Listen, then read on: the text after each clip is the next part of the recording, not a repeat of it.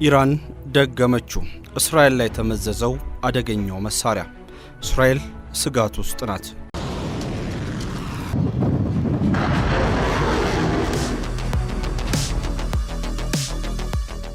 የተወደዳችሁ የሰሞንኛ ቤተሰቦች የዛሬውን ዝግጅታችንን አንድ ጥያቄን ወደ እናንተ በማድረስ እንጀምር።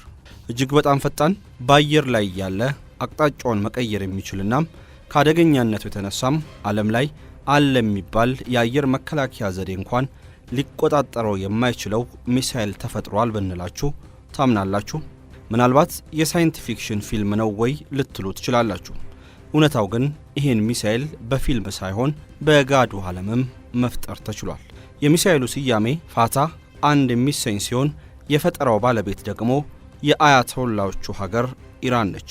በእስራኤል የደህንነት መስሪያ ቤት ውስጥ መደናገጥን የፈጠረው ይህ ሚሳኤል በኢራን ብቻ ሳይሆን በመካከለኛው ምስራቅ ጭምር ጨዋታ ቀያሪ ነው እየተባለለት ይገኛል። ለመሆኑ እስራኤል ለምን ስጋት ገባት? የፋታ አንድ ሚሳኤል የእስራኤልን የአየር መከላከያ ዘዴዎች ጥሶ የመግባት አቅሙስ ምን ያክል ነው? ዛሬ አብራችሁን ቆይታ ካደረጋችሁ ለእነዚህ ጥያቄዎች ምላሽን እየሰጠን ስለ ፋታ አንድ ሚሳኤል ዘርዘር ያለ መረጃን ወደ እናንተ እናደርሳለን። እስከ ፍጻሜው አብራችሁን ቆዩ። ወደ መረጃችን ከመግባታችን አስቀድሞ ግን ስለ ፋታ አንድ ከዚህ ቀደም የሰማችሁት መረጃ ካለ በኮሜንት መስጫ ሳጥን ውስጥ አስተያየታችሁን ስጡን። ፋታ አንድ ሃይፐርሶኒክ ሚሳኤል ምንድን ነው? በፔርዢያ ቋንቋ ፋታ ማለት ድል አድራጊ ማለት ነው። ፋታ አንድ ሃይፐርሶኒክ ሚሳኤልም በኢራን አብዮታዊ ዘብ ለመጀመሪያ ጊዜ የተሰራም ሃይፐርሶኒክ ሚሳኤል ነው። 2023 ላይ ለመጀመሪያ ጊዜ ወደ ስራ የገባው ሚሳኤሉ የመካከለኛ ርቀት ባላስቲክ ሚሳኤል ሲሆን እስከ 870 ማይል ድረስ በመጓዝ ኢላማውን መምታት ይችላል። ይህ ማለት ከኢራን ሆኖ እስራኤልን ለመምታት በቂ ነው ማለት ነው። ታዲያ ይህ ሚሳኤል ዝም ብሎ ሚሳኤል ብቻ እንዳይመስላችሁ፣ የሃይፐርሶኒክ አቅምን የተላበሰ መሆኑ አስፈሪና አደገኛ ያደርጓል።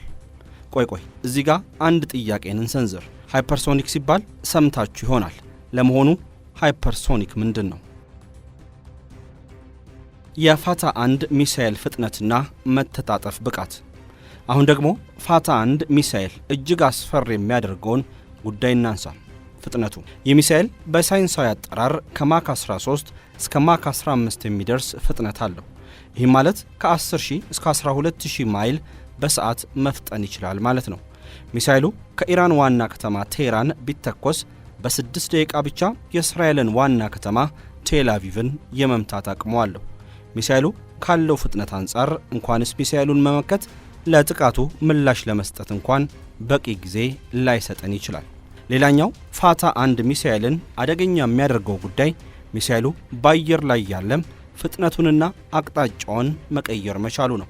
ከዚህ ቀደም ያሉት ባላስቲክ ሚሳኤሎች በቀጥታ እየተጓዙ ኢላማቸውን የሚመቱ ሲሆን ፋታ አንድ ግን አቅጣጫውን በመቀየር ለአየር መከላከያ ዘዴዎች የራስ ምታት መሆን የሚችል ሚሳኤል ነው። ጠጣር ነዳጅ መጠቀሙ ደግሞ ፋታ አንድ ሚሳኤል ሲተኮስ ረጅም ጊዜን ሳይፈልግ በቀላሉ እንዲነሳ ያደርገዋል። ከኒኩለር ጦር መሳሪያ ጋር ተያይዞ ፋታ አንድ ሚሳኤል የኒኩለር አረርን የመሸከም አቅም እንዳለውም በጭምጭምታ ደረጃ ይነገራል። ፋታ አንድን ከሌሎች ሚሳኤሎች ምን ይለየዋል? በሌሎች ሀገራት የተመረቱም ይሁኑ በኢራን የተሰሩት እንደ ሻባ 3 ያሉ ሚሳኤሎች አንድ አቅጣጫን ብቻ ተከትለው መጓዛቸውን ተከትሎ በቀላሉ በአየር መከላከያ ዘዴዎች ሰለባ ሊሆኑ ይችላሉ። ፋታ አንድ የተሰኘው ሚሳኤል ግን ዚግዛግ ስለሚጓዝ የማይገመትና አደገኛ የሚያደርገው ጉዳይ ነው። ፋታ አንድ ዚግዛግ መጓዝ መቻሉ ታዲያ እስራኤል የምትተማመንባቸውን እንደ አይረን ዶም፣ ዴቪድ ስሊንግና የእስራኤል ቀስት ያሉ የአየር መከላከያ ዘዴዎችን በቀላሉ ጥሶ ጥቃቶችን እንዲፈጽም ያደርገዋል። የሚሳኤሉን አሰራር የተመለከቱ አንዳንዶች ፋታ አንድ ሚሳኤልን መጥቶ ለመጣል መሞከር ማለት የተተኮሰን ጥይት በሌላ ጥይት እንደ መምታት ነው ይላሉ። በቅርቡ የወጣ አንድ መረጃ እንደሚያመላክተው ደግሞ ኢራን ይህን ሚሳኤል ስትገነባም የሩሲያ የሚሳኤል ባለሙያዎች ድጋፍ ማድረጋቸውን ያመላክታል።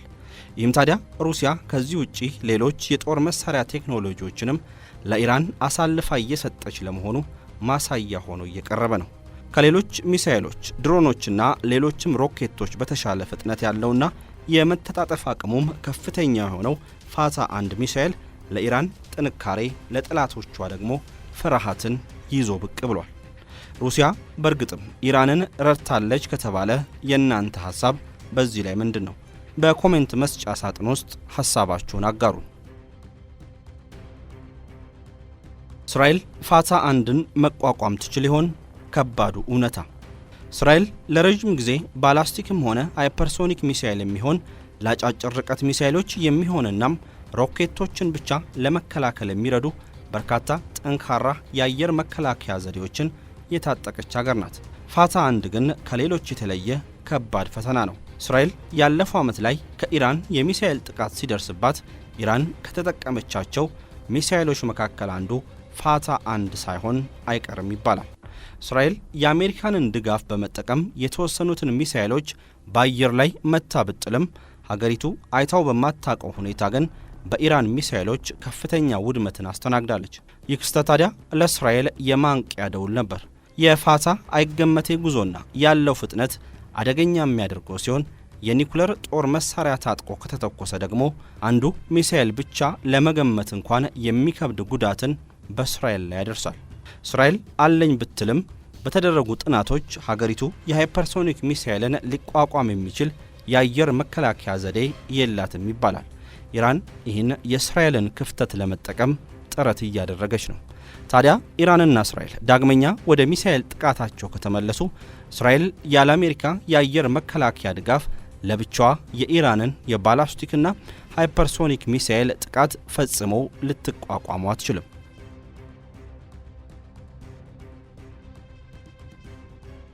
ሌላኛው ስጋት ፋታ 2 ሃይፐርሶኒክ ሚሳኤል። ኢራን በፋታ 1 አቅም ብቻም የረካች አይመስልም። በተመሳሳይ ዓመት ማለትም በ2023 መጨረሻም ኢራን ሌላኛውን አደገኛ ሚሳኤል ፋታ 2ን ለዓለም አስተዋውቃለች። ፋታ 2 በተገጠመለት ቴክኖሎጂ የተነሳም ወደ ተፈለገው ኢላማ ሲጓዝ ፍጥነቱን እየቀያየረናም ይበልጥም ፍጥነቱን እየጨመረ ወደ ኢላማው የሚጠጋ አደገኛ ሚሳኤል ነው። የኛው ሚሳኤል ከፋታ 1 ጋር ተመሳሳይ አይነት ፍጥነት ቢኖረውም በኢራን እምነት ይህን ሚሳኤል መጥቶ መጣል አሊያም ማቋረጥ እጅጉን ከባድ ነው። ኢራን የጦር መሳሪያዎቿን ይፋ ስታደርግ አከታትላ መሆኑ ነገሩን አስደማሚ የሚያደርገው ሲሆን በቅርቡ ከእስራኤል ጋር እየገባችበት ካለው እሰጥ አገባ አንጻርም ኢራን ራሷን ለመከላከል በከፍተኛ ሁኔታ መዘጋጀቷ የታየበትም ክስተት ነው። በእናንተ እምነት አደገኛው ሚሳኤል የቱ ነው? ፋታ 1 ወይስ ፋታ 2? እስራኤልስ እነዚህን ሚሳኤሎች ትቋቋም ይሆን?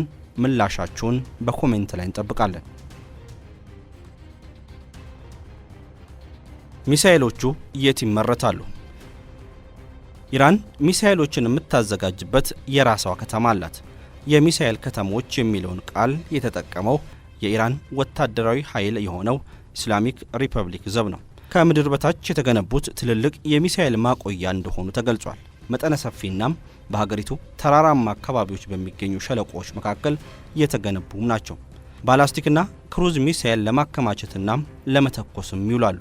ሰው አልባ አውሮፕላንና የአየር መቃወሚያ መሳሪያዎችም በእነዚህ ስፍራዎች ይገኛሉ። የኢራን ኮማንደሮች እንዳሉት እነዚህ የሚሳኤል ከተሞች ስትራቴጂክ ናቸው። ሚሳኤል ለማምረትና ለማከማቸት ጥቅም ላይ ይውላሉ ተብሏል። እነዚህ ሚሳኤል የሚገኝባቸው ቦታዎች በግልጽ አይታወቁም። በይፋ ስለ እነዚህ ቦታዎች ተነግሮም አያውቅም። የኢራን ወታደራዊ ዘብ አየር ኃይል ኮማንደር የሆኑት ብርጋዴር ጄኔራል አሚር አሊ ከሀገሪቱ ብሔራዊ ቴሌቪዥን ጣቢያ ጋር በነበራቸው ቆይታም ባላስቲክ ሚሳኤልና አጥፍቶ ጠፊ ሰው አልባ አውሮፕላን ክምችት ያለበትን የሚሳኤል ከተማ በቪዲዮ አሳይቷል።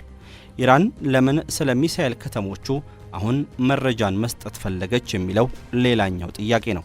ኢራን እንዳለችው እነዚህን መሳሪያዎች የምትጠቀመው ኢራን ላይ ለሚቃጡ ጥቃቶች አጸፋዊ ምላሽ ለመስጠት ብቻ ነው። ባለፉት 10 ዓመታት የኢራን ወታደራዊ ዘብ ከምድር በታች የተገነቡ ማቆያዎች ውስጥ ከፍተኛ ቁጥር ያላቸው ሚሳኤሎች፣ ሰው አልባ አውሮፕላኖችና መከላከያ መሳሪያዎችን አልፎ አልፎ ሲያሳይ መመልከት የተለመደ ነው። የእስራኤልና ኢራን ቀጣዩ እርምጃ። የኢራን የአሁኑ ተግባር ታዲያ ለእስራኤል የማንቂያ ደውል ነው ቢባል ውሸት አይሆንም። የኢራን ሚሳኤሎች አሁን ባለው ሁኔታ በመካከለኛው ምስራቅ ብቻ ሳይሆን በዓለም አቀፍ ደረጃም የፖለቲካና ወታደራዊ አካሄድን የመቀየር አቅም አላቸው። እስራኤል ያላትን የአየር መከላከያ ዘዴዎች ስንመለከት ደግሞ በዓለም አቀፍ ደረጃ ጠንካራ የሚባሉ ቢሆኑም ሁሉንም ነገር መቋቋም እንደማይችሉ ግን ከዚህ ቀደም ኢራን በእስራኤል ላይ ያደረገቻቸው ጥቃቶች ምስክርነት አላቸው።